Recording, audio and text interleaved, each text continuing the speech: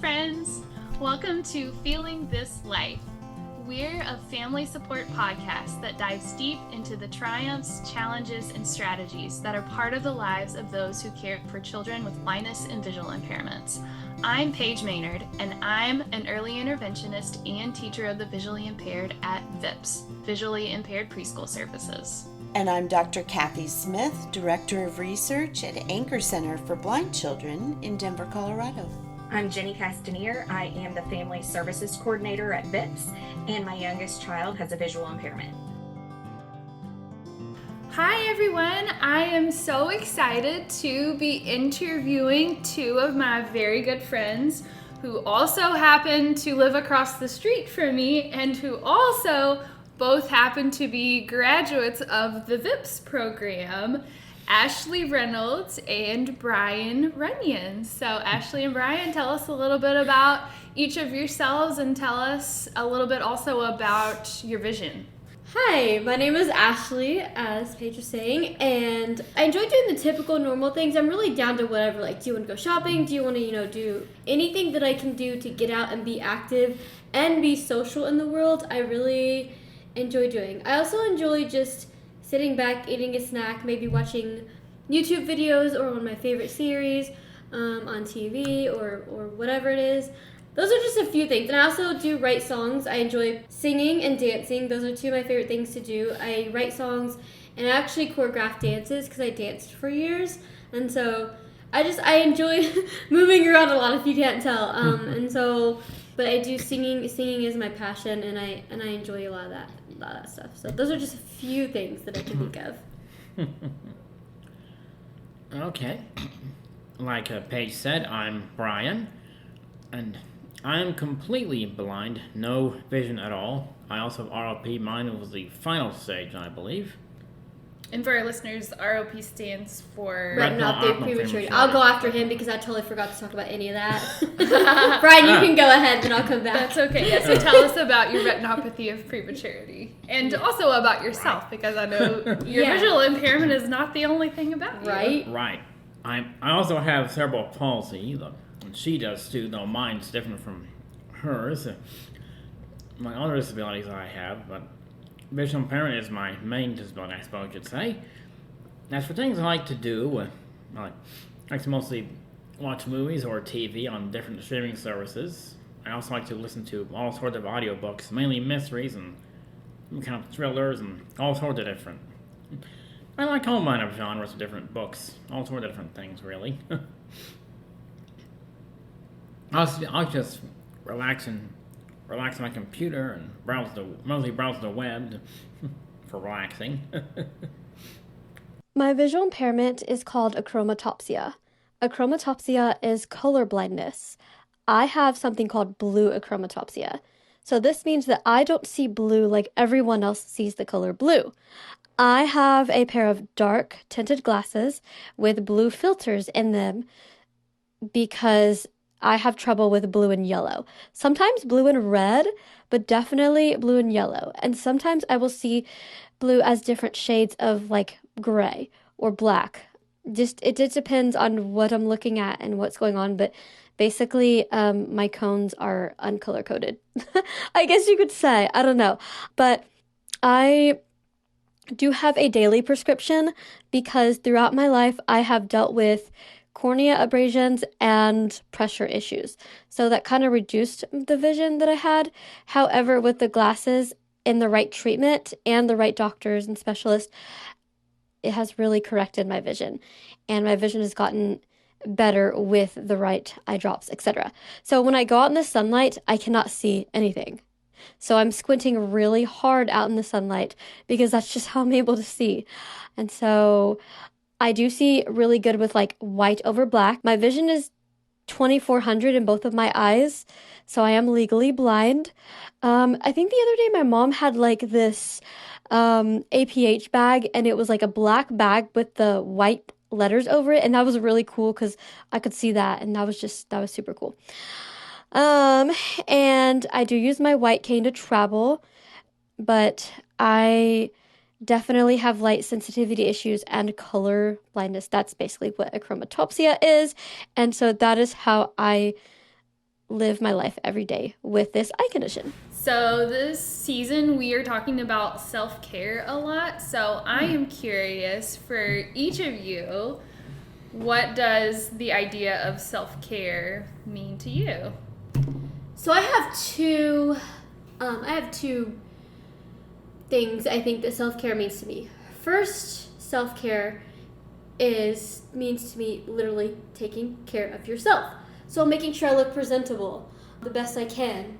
Doing my hair, brushing your teeth, washing your face, putting makeup on.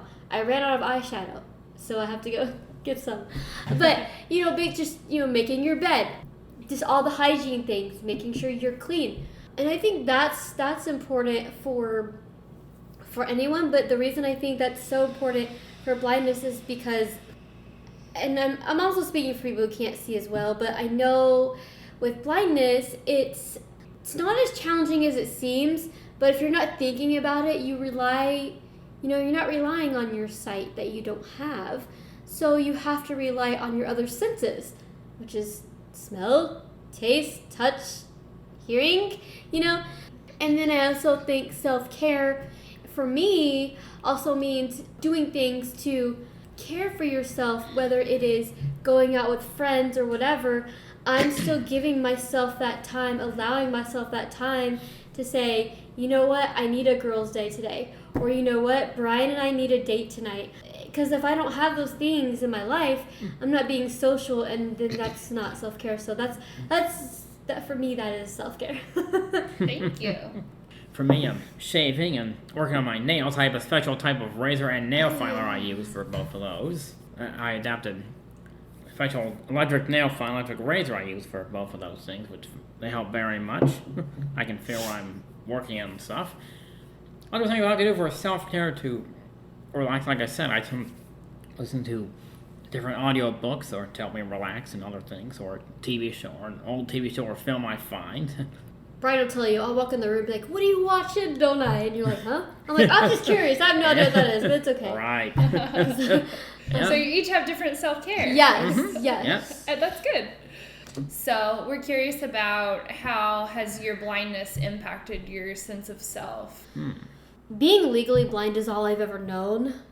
I don't, everyone has a different lens in their own world, and I don't know that I've actually really thought about, I know I have challenges. I know that, there's certain things that I won't ever be able to do, such as drive. Well, I won't say never, never, but right now I don't trust the self-driving cars. So, From what I've heard about them, I don't trust them either. From what I've heard about them.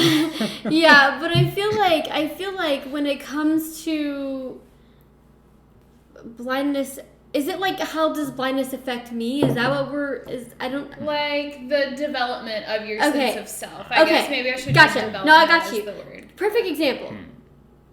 So, I have glasses, and you can tell me if I'm wrong. 4 years ago, I only had protective glasses.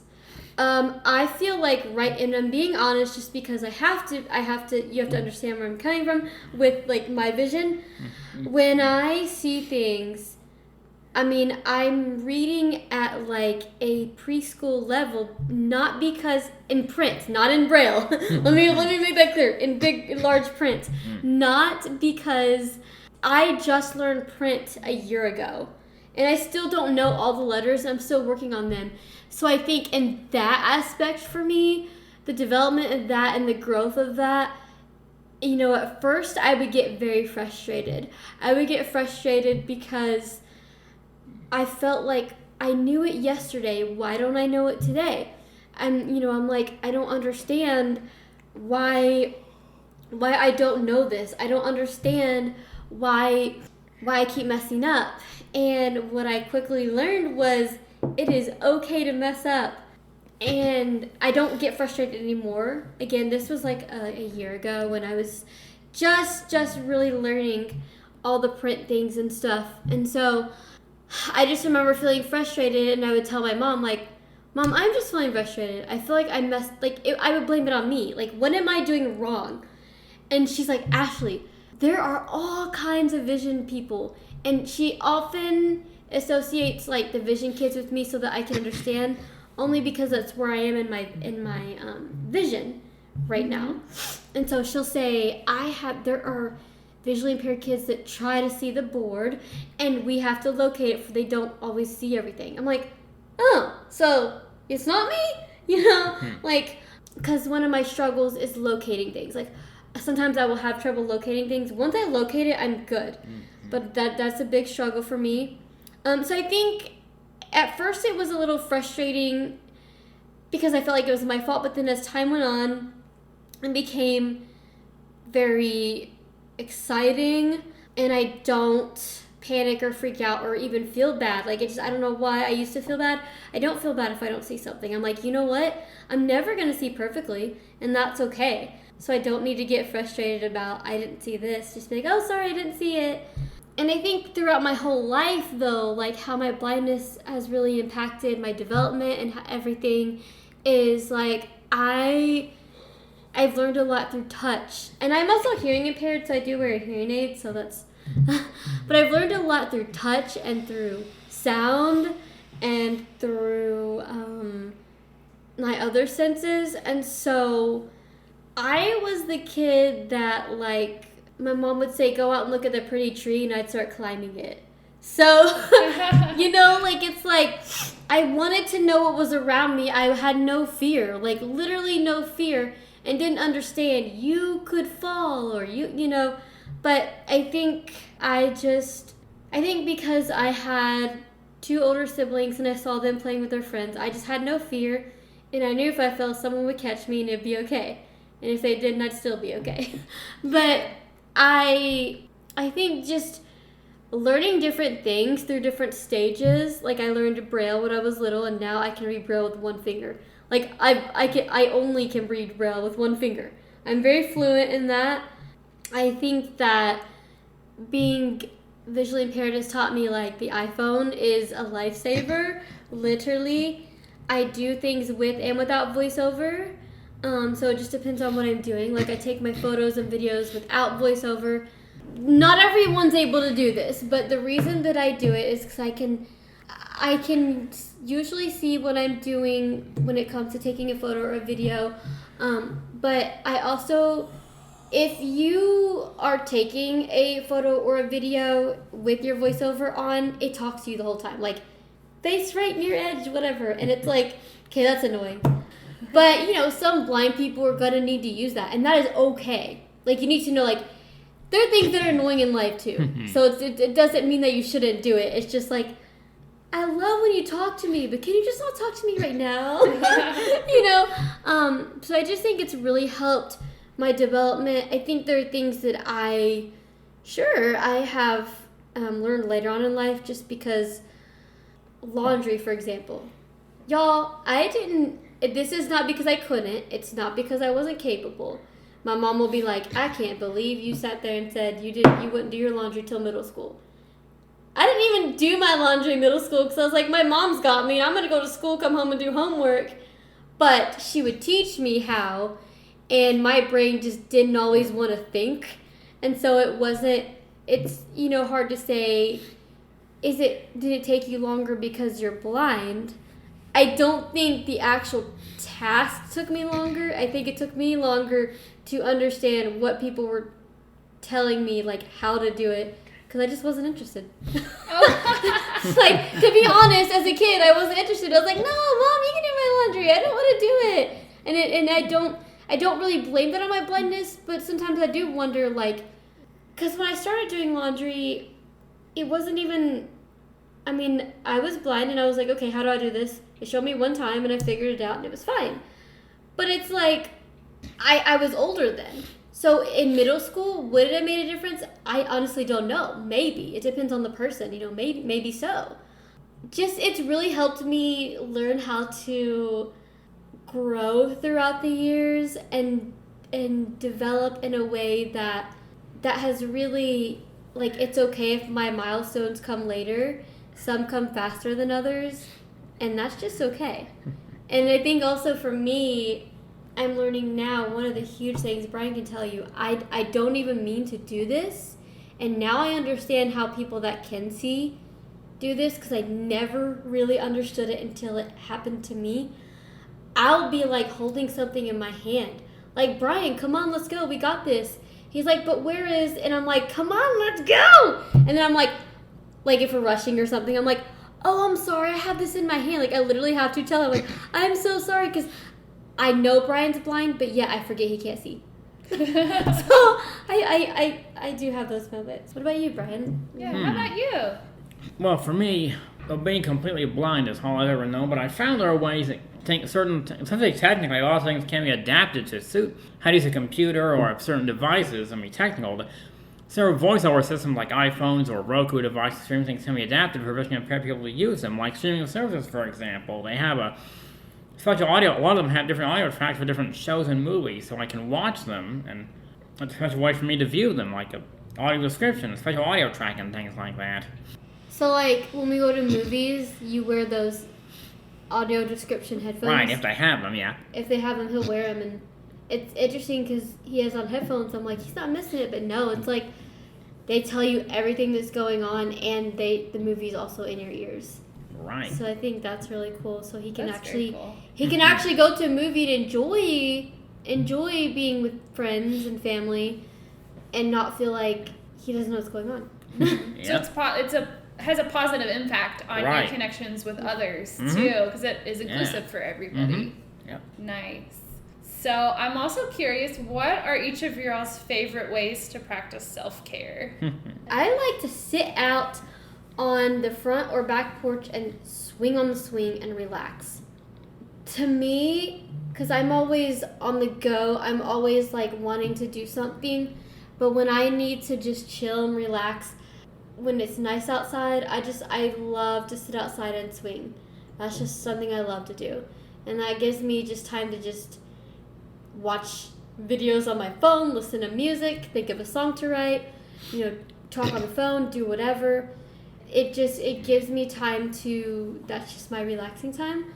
I also think being like, okay, this day I'm going to braid my hair, which I didn't braid it today, and it's a new skill that I taught myself.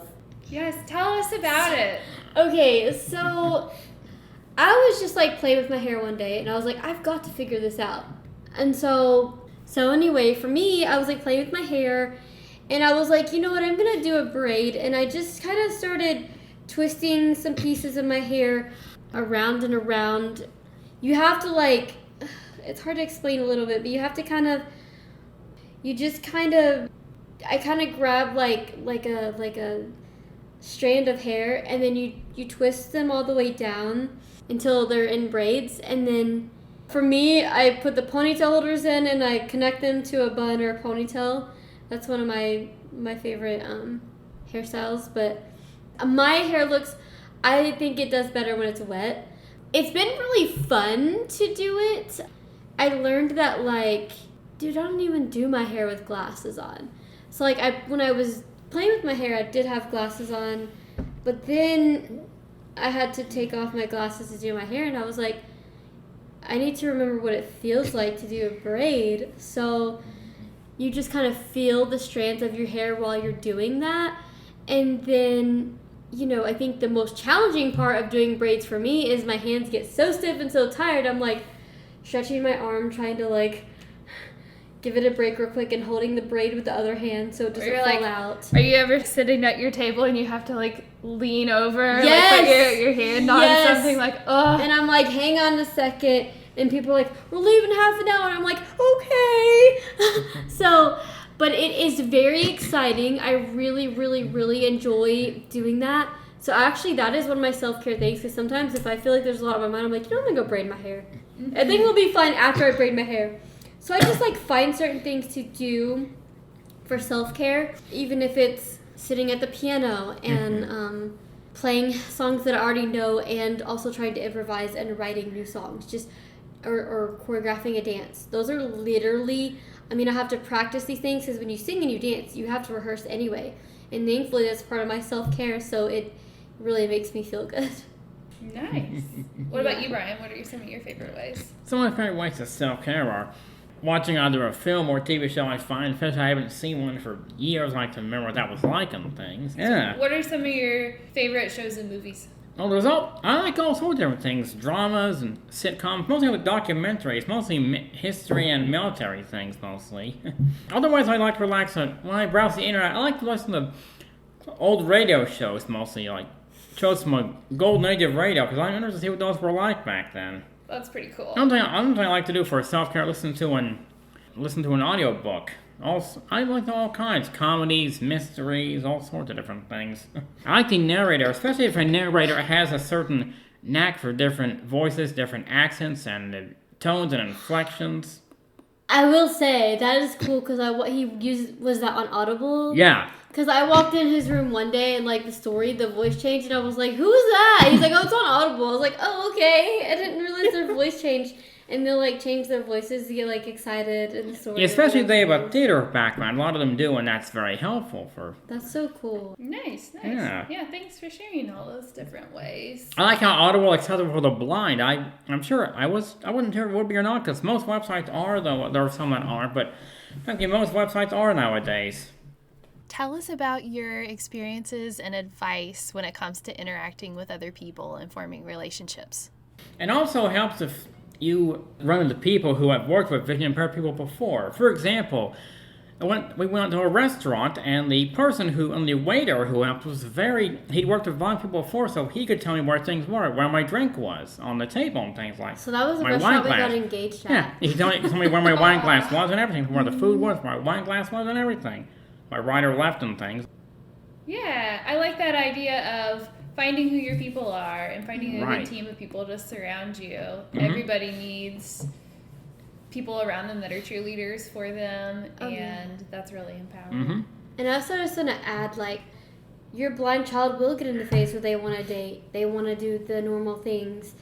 Let them, experience those things. Obviously, with, rules depending on how old your child is. But, like, as they become young adults and stuff. And I went through a phase, and it's okay to go through this phase. Not every blind person will. Mm-hmm. But I went through a phase where, after a couple breakups, I'm like, ain't nobody gonna like me. Like, I'm legally blind, I'm high maintenance, and I need a lot of help with certain things. Because when you look at yourself, sometimes you think you need a lot of help. And then when you're blind, you still have the same things. And so, like, it's okay to be nervous about it. Your blind child might say, nobody's gonna like me because I'm blind. I tried that with my mom, and she was like, so what was that? She didn't get mad, because you don't want your kid to feel like they don't have to have feelings, just like you need to have feelings as well. But I remember thinking, I told my mom, I was like, Mom, Brian, because I didn't know this was not out of like me not thinking blind people can't love people, but I was like, Mom, how does Brian know that he loves me? This was before we started dating. And I had a conversation with her. I knew he wanted to date me, but I was just scared. And so I was like, how do I know? Because he can't see me. I can see him, but he can't see me.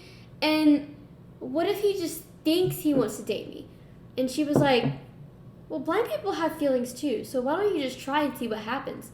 Well, when you're friends with someone your whole life, you know them. But then when you start dating them, you're like, it just seems that it's really cool that you experience things with a best friend, because we've always been like really good friends.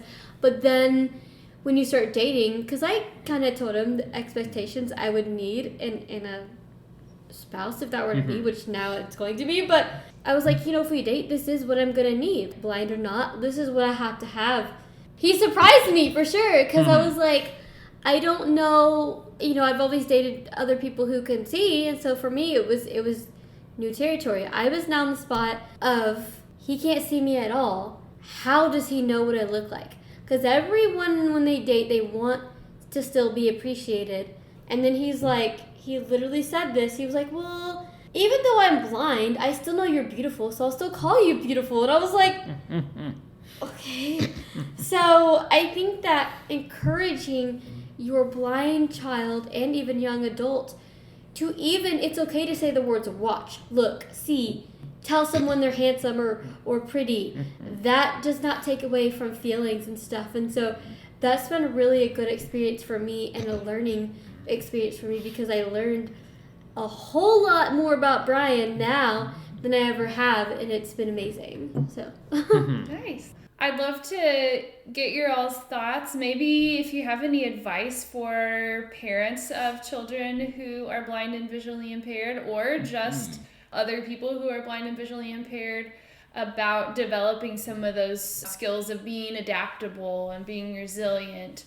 So what advice would you have for others? I think for me, I would say we already know the physical part is there, but I think that also it's important to feel how you want to feel.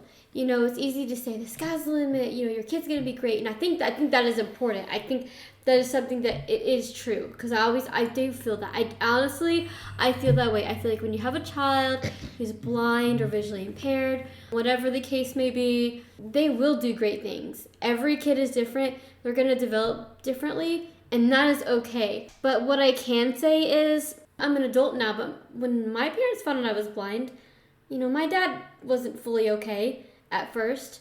I don't really know for sure if they felt devastated, because I also had a heart condition and stuff.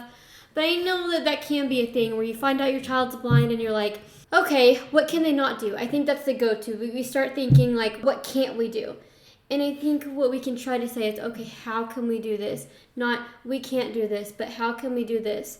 But I also want to say, for the emotional part, even if you do go there and you have your feelings of sadness and anger and frustration and fear, and feel what you need to feel, because I don't think it's fair for you to not have those feelings, because they won't stay there forever. They won't. And you need to be able to honestly be honest with yourself and say, you know what, right now I'm feeling scared, but I just need to know more about this, or I need to know how can we do this? How can I help my kid? How will they succeed? It's okay to have a million questions.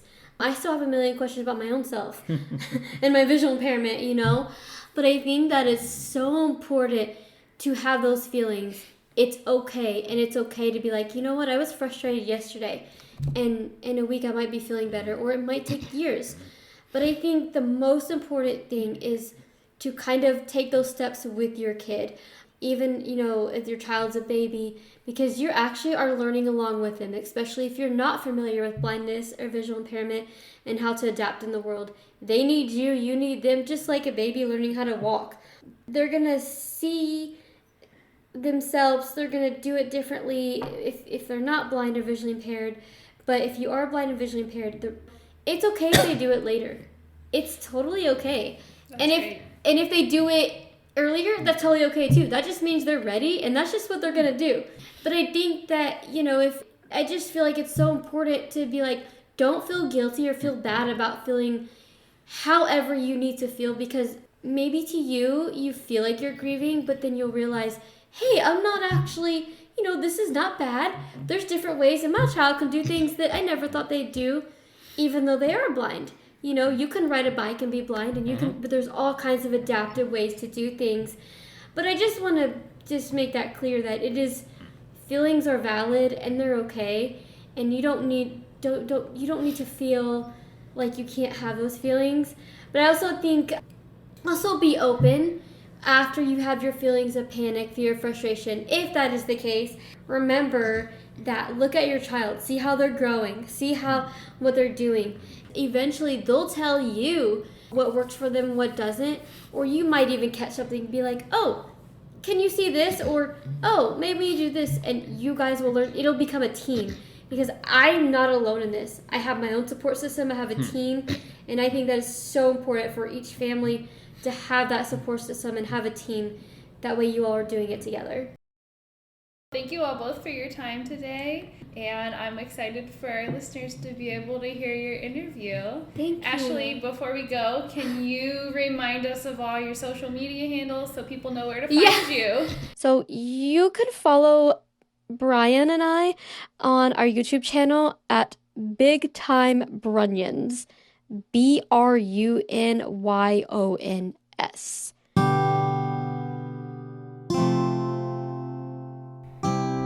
So I'm curious about what each of your takeaways are. What stood out to you about my conversation with Ashley and Brian?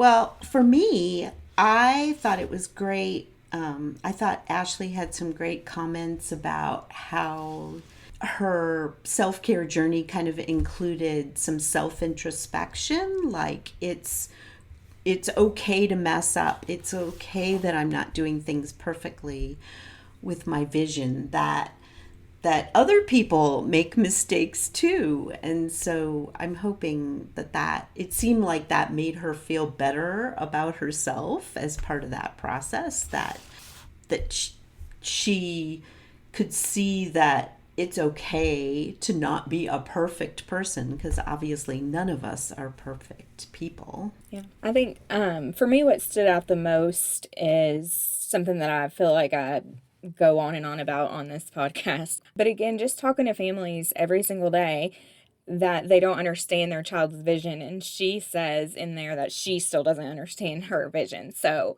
as a competent adult who is educated, who's been living this life, she doesn't understand it. And so it's okay. Like it made me feel like I don't have to know exactly every little detail of what's going on with my child's vision. And it's not gonna, make her life harder or hurt her in any way just because I don't have every single answer. Yeah, and it's kind of it's an ongoing learning process. So you're continuing to learn about your vision, you're continuing to learn about how you feel, you're continuing to learn about how you're dealing with the world. And I think all those things are important and a big piece of self-care. What do you think, Paige? Yeah, I like what Ashley and Brian had to say about how their skills in introspection really impacted the way that they care for themselves and the way that they see themselves and like their attitudes about themselves, and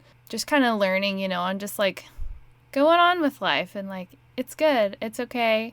There's also so many things that they both listed that they do that provide that like self-care aspect of life for them. So I thought that was really cool too. I think that one of them being how much that Brian uses technology to access his self-care and to care for himself. So I thought that was really cool. Me too. It was kind of surprising because I think some of us think of self-care as getting away from technology, so that technology is like, in our lives all the time. And so we want to not do technology, and yet their interaction with technology is what helps them relax and enjoy life. So just a different perspective. Very interesting. Do you see that, Jenny? Yeah, definitely. I thought that it was neat that he talks about how he uses it for enjoyment, because with my daughter this year at school, as she continues to get older, they're really focusing a lot on technology. So she's learned to use an iPad this year. She uses it for reading. She'll take a picture of what they're reading, and then she uses her iPad to blow it up, and then she reads in her reading group from there. And then she has things like her CCTV and different things that she's learning what works for her to use when. So to hear him say, like, in his life now, he uses it for relaxation too. Like, I see how much technology is going to benefit her in multiple different ways, which is what her TVI keeps telling me. She's like, I'm really pushing technology, because I think that it's going to be really what she does. So yeah, that was really interesting. Mm-hmm. Yeah, you can use your CCTV to do your homework, but you can also use it to cross stitch and to knit and to read the book that you chose. Mm-hmm. So yeah, it can be so much more than just like accessing your schoolwork. It's just a tool to help you access the things in your life, and those being just things that bring you joy and things that fill your cup and things like that. So I think that is really cool, thinking about like the connection between those things that we might be teaching in school, those skills, and how they also can be transferred over to the things that we just enjoy because they make us happy. So thinking about audio description, when I teach it in my class to new TVIs, it's kind of a chore, right? Like, this is how you teach kids to use audio description, but it makes it feel so much better that I'm making that effort. because it lets me know that those kids, as they get older, will use audio description not only for learning, but also to go to the movies with their friends. Or, it's neat to hear that transfer of information. Yeah, it shows how important it is to do all those things. Yeah. Thanks to Ashley and Brian about sharing their perspective. Be sure to fill out the survey in the notes and let us know what you think for next season, because we're starting to think about what we need to have next season. It's that time already. Thank you so much for listening to Feeling This Life. Did you know that this podcast is actually part of a research study? By filling out the survey in the show notes, you can help our community learn more about how podcasts impact those who care for children who are blind and visually impaired. So please take a look when you're able. Also, if you'd like to support us in making more episodes of Feeling This Life, look for the donation link in the show notes. The show notes also include links to resources related to today's episode and ways to get in contact with us. Please join us again next time for another episode of Feeling This Life.